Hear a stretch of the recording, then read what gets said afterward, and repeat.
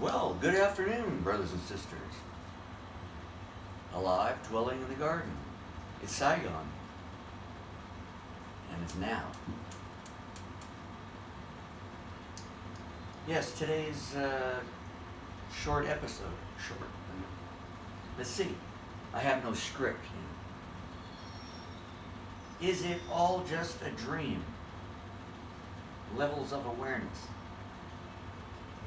Life is but a dream, isn't it? Could be a nightmare, too. Your choice. My choice, too.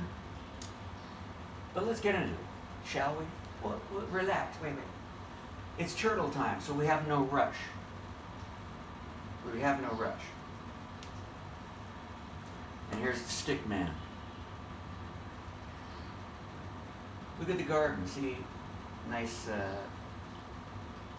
beautiful flowers, a purplish in the back. I don't know if you can see it, but I can see it. We got some nice red ones over here. Starfruit or I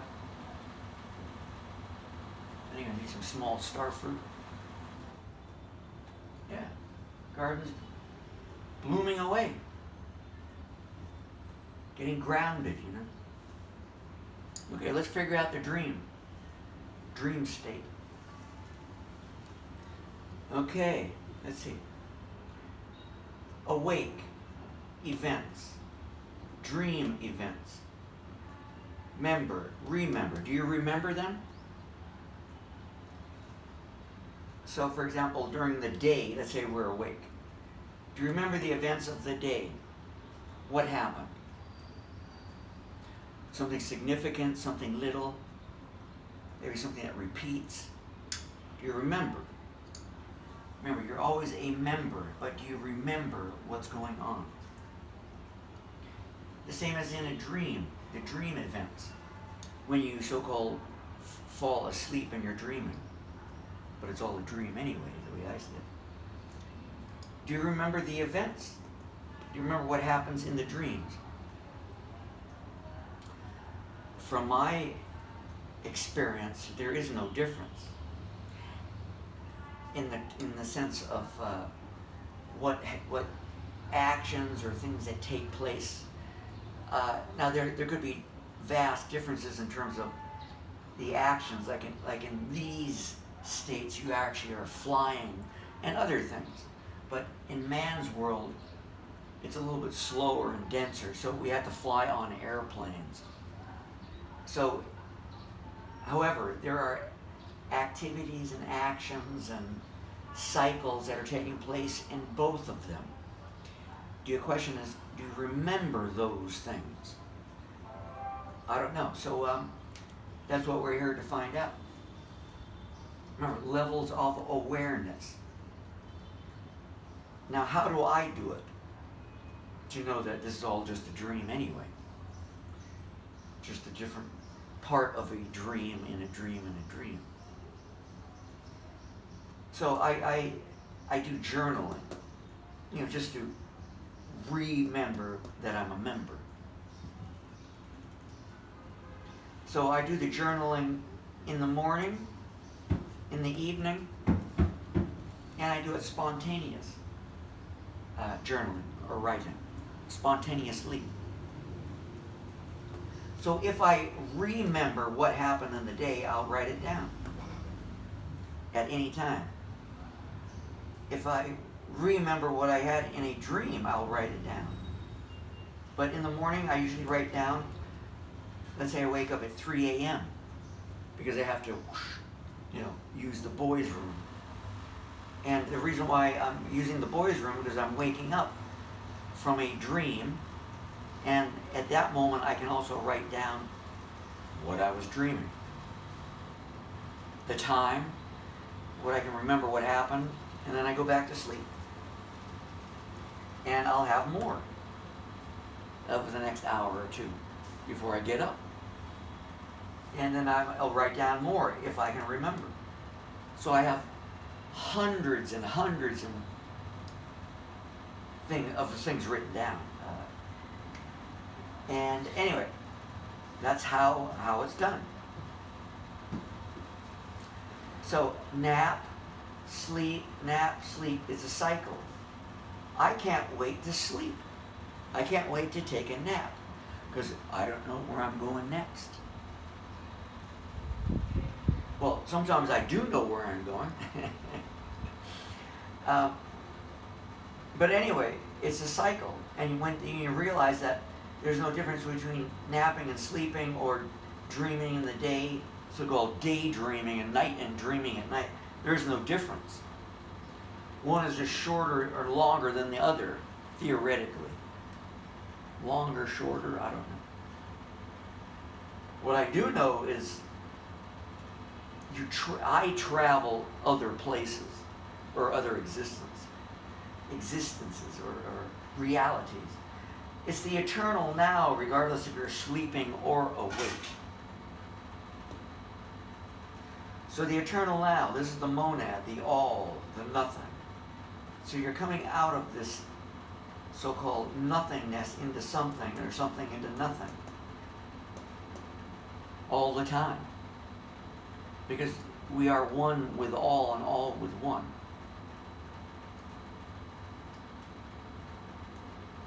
So let's go to some concepts of sleep, as they're called dreams. So we have the precognition. It's like you have a dream which tells of the future. And I've had many of them. All right, back in 1991, 1992, or around that time, 1990. I had a dream. I woke up around 3 a.m. Seems to be around 3 o'clock in the morning these things happen.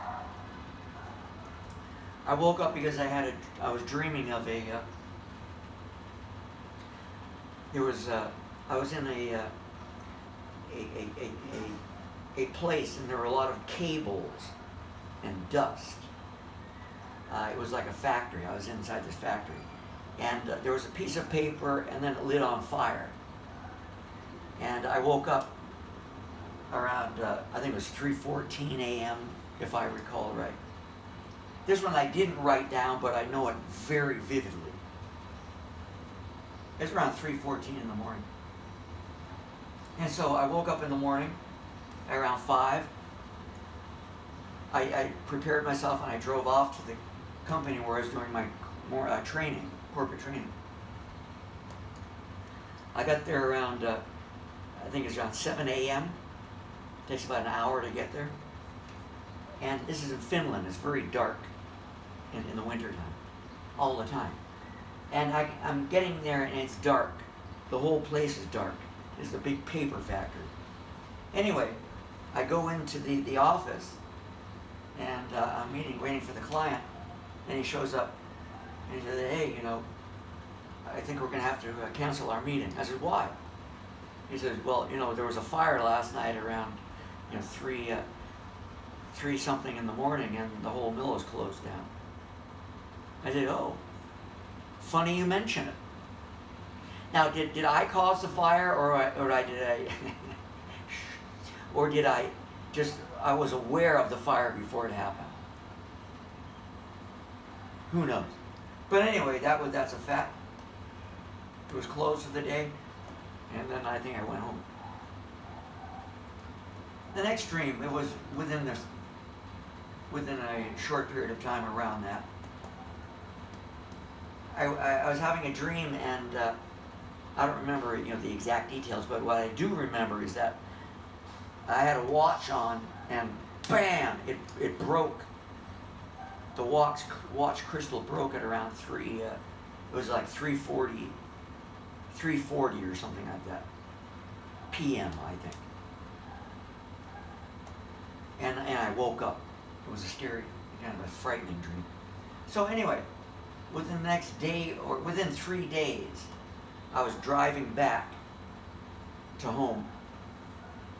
In the afternoon, it was, again, it's like in Finland, so the time is, it was a little on the dusk side at 3 o'clock. Getting dark. And there was a truck, a lumber truck coming the opposite way at that time. And I'm driving along in my 4-wheel drive, whatever, Land Cruiser, whatever. I'm driving along, right around 3:40, a rock about that big came from the truck at 700 kilometers an hour and pierced the windshield. There was a hole that big, right about this level. A few inches could have hit me in the head. Okay. About the same time, broken window, broken watch, broken glass. Precognition, I think. The next one, this was called the Levant. This was clearly an outer body experience because I've had this multiple times. Anyway, in this one, this was 2020, end of 2023, 2024. I think so. Anyway, I wrote it down. No, it's 2 years ago, a little over 2 years ago. So it was just before Christmas. Anyway, I got in bed, fell asleep, and it felt like instantly I came out of my body. I saw it, I felt it. I remember looking down and seeing my body there, and then I don't remember if I went head first or feet first, or just I went out the window and through the wall, out. And then I was in this area with, in the north, I went to a manor or a mansion, met someone and a woman, and we discussed money, something about the house, the mansion. And then I flew south, no airplane. I flew south, seeing the terrain. I remember there was a large body of water to the right, and I crossed the river. I remember mountains and forests, and went south, and a few other things happened on that. But I remember the land masses, what was there. Hills, mountains, ravines, rivers, large body of water. And I wrote the message down. It was some scribbling like Levant, something like that. I have the book. I'm not showing it here. And anyway, I got up the next morning and I look at it, and I thought it was like, I drew a map. I wrote those letters, and it looked like Latvia or something like that, or Levant. And I'm looking, it kind of looked like Latvia, Lithuania, Estonia, but the river thing was not correct. And a couple other, something inconsistent with that part of the world. And so I looked, and then I came up with the idea of the Levant. And then I took out the world map and looked, compared it to Latvia, Estonia, the Baltics, and then to this area, the Levant, which means water. And that's Israel, Egypt, Libya, Syria, this whole area. And guess what? There's a river flowing right through what is it, Red Sea or whatever it is, the Dead Sea. All that very clearly, exactly that. And I've had that dream multiple times. And, I'm flying in this dream, visiting people, chatting. Okay, so that's before the so-called war came about. So I've been in the Holy Land in these outer body experiences. So some dreams are like maybe you're reviewing something, repeating. There are certain themes in the dreams, certain patterns, certain people you meet. You meet relatives, friends, alive or dead.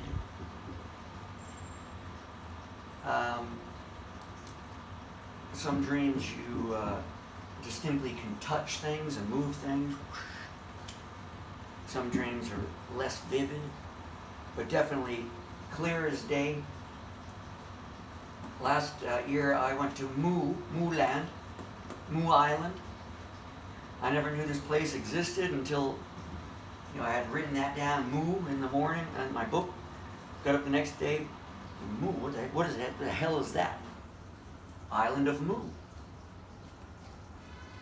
The mysterious, mystical former land of the Mu people. Oh my. Never heard of it until that dream. So, again, dreams are telling you something because it's always the eternal now. In this reality or in the sleep reality or whatever, it's always now. You can be flying, no airplane needed, or you're driving some kind of a vehicle, but never walking. I've never walked in a dream. I bounced around, boom, boom, boom. Never walked.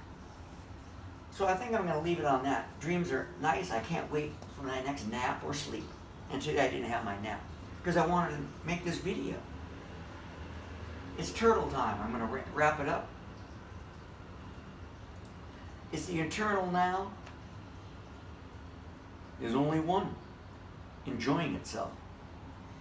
So that's all, brothers and sisters. Alive, dwelling in the garden. They call me the Stickman, Rodney Josephson. Ciao.